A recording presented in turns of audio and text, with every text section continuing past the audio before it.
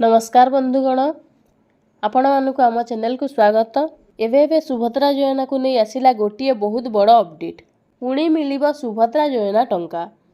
तेणु भिडटी को आरंभ शेष पर्यंत देखंतु।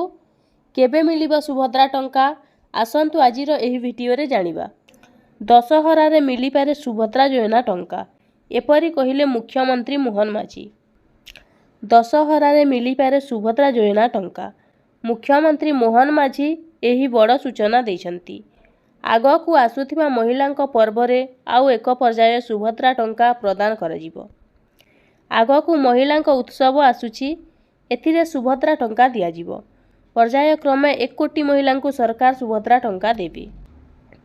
एथि सहित मुख्यमंत्री कहिसंती जे आसंता 2025 मार्च 8 तारिख पूर्वरु समस्त हिताधिकारी को सुभद्रा योजनार प्रथम किस्ती दियाजिबो, किंतु द्वितीय किस्ती एककालीन महिला दिवस रे प्रदान कराजिबो।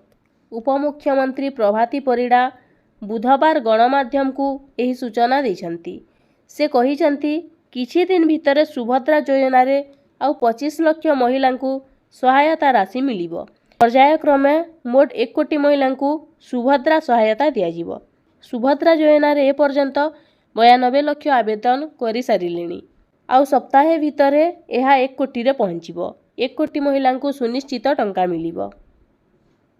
2 दिन पूर्वरु ए नै समीक्षा करा जायछि।